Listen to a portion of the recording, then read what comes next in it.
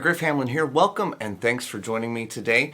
In this video, we're going to talk about something I've recently discovered that will really help your blues soloing over a slow blues. Now, I realize when I say recently discovered, that sounds a little far-fetched because, as you've probably realized by now, most lessons on blues soloing are pretty much the same. They usually consist of learning a few licks and maybe some scales or patterns, but that's about it because it turns out that it's really hard to teach things that seem intangible, like phrasing, following chords properly, and creating a sound that is your own, really, from the licks that you know.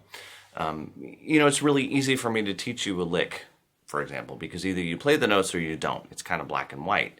And while I can take it so far as to count it out and talk about how it works with the chords and go into all sorts of detail on the lick, it never seems to be quite enough. And as we all know, it's that last little bit before the finish line that makes it all work. And that's the part that you might be missing the most. So while it's great to have a new lick, and that might take up, a couple of bars, so what do you do for the other 10 bars of the form? So that you'll tend to get questions like, how often should you leave some space? How many licks should there be? Where should you start? What note should you end on? Okay, all of those questions are great questions and can't be answered by any one lick or even a group of licks. And now the good news is that we learn blues here. That's what I do. It's why you're here. And that has a standard form in the 12-bar blues. So we can lean on the fact that the chord progression isn't going to change. So if we can come up with some sort of system that works every time for one song, it'll work for basically any song that's in the same feel. Now, if you've followed my teaching for any amount of time, you probably know by now that I like to find patterns and rules and things that you can use to give you a system that is guaranteed to work. And what I mean by guaranteed to work is that if you follow the rule or the pattern, what you play is guaranteed to sound good, assuming that you play it correctly, of course. Now, does that mean it's the only way? Absolutely not. And as we all know, for every rule I come up with, I could probably come up with dozens of examples of that rule being broken, and it still sounds amazing. And that's okay, because as we all know, you often have to know the rules and follow them a little bit before you break them. Now, the downside of looking for the systems and these rules and such is that it's not nearly as easy as it sounds for me. And in this case, I've actually been trying to do what I'm going to show you today for the better part of the last decade, believe it or not, with fairly poor results. Recently, however, I've finally come up with a blueprint, if you will, for how to build a slow blues solo, and that is what I'd like to share with you today. And then towards the end, I'll show you a little bit more specifically how it works and how to expand on it for yourself. Now first, understand that the rule that I'm going to use, that I came up with for the slow blues feel that we're going to be talking about today, came from looking at literally hundreds of transcriptions I've done over the years. Stacks and stacks and stacks. I had computers up with different monitors and files all across and just tons of them. Some of them were my own solos, taken from either licks I commonly use or that I've included in other lessons I've done over the years. But most of these were solos I've transcribed from, guys like Albert King, Stevie Ray Vaughan, Eric Clapton, B.B. King, Robin Ford, Freddie King, and all the other blues players. Now, what was cool was that after looking at so many of them, I finally started to see a common pattern of where the licks and the phrases tended to fall. So what I did is I mapped out the common placement of the phrases and discovered that there's actually 7 places within the 12-bar form where the phrases typically fall. And I call them the 7 positions within the solo. So if we take a look at a 12-bar form, position 1 is the start of the solo, and it takes us through really just the first bar. And it might go a little something like this if we were to play a lick for position 1.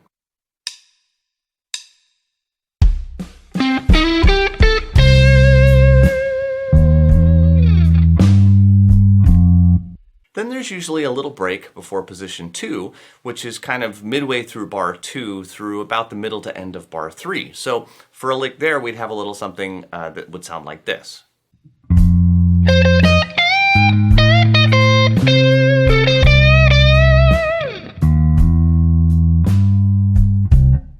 Position 3, after a couple of beats of rest, is going to go from the beginning of bar 4 through the change to the 4 chord in bar 5, giving us a lick that would probably sound something like this.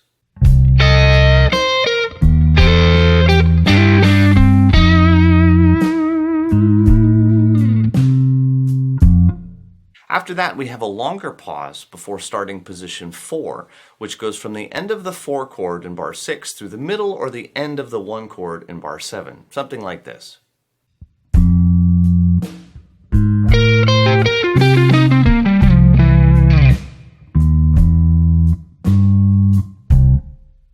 Now position 5 sets up the turnaround and does that by getting us from the 1 chord in bar 8 through the middle of the 5 chord in bar 9. And a lick here would sound something like this.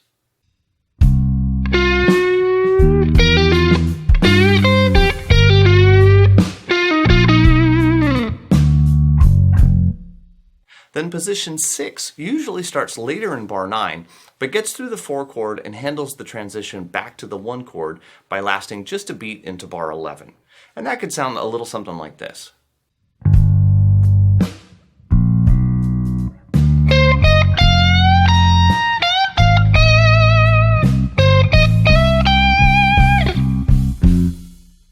Finally, position 7 brings it all home with some sort of turnaround lick that goes through the most common 1-4-1-5 set of slow blues changes. So for this example, I'll use this turnaround. Check it out.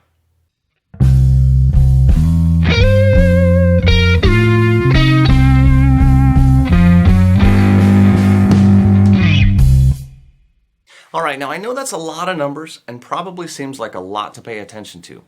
But let me play you the complete solo constructed this way, and you'll hear that it flows beautifully. And this way you can kind of see where we're going to go. Check this out.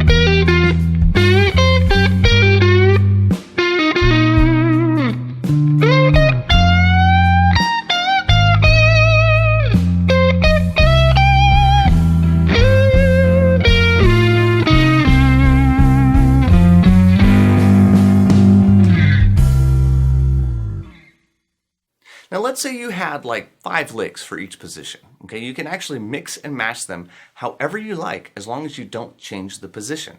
So if you like, out of your 5, let's say lick 1 for position 1, and maybe lick 4 for position 2, lick 2 for position 3, and so on and so forth, that's going to work without you having to change or modify any of your licks in any ways.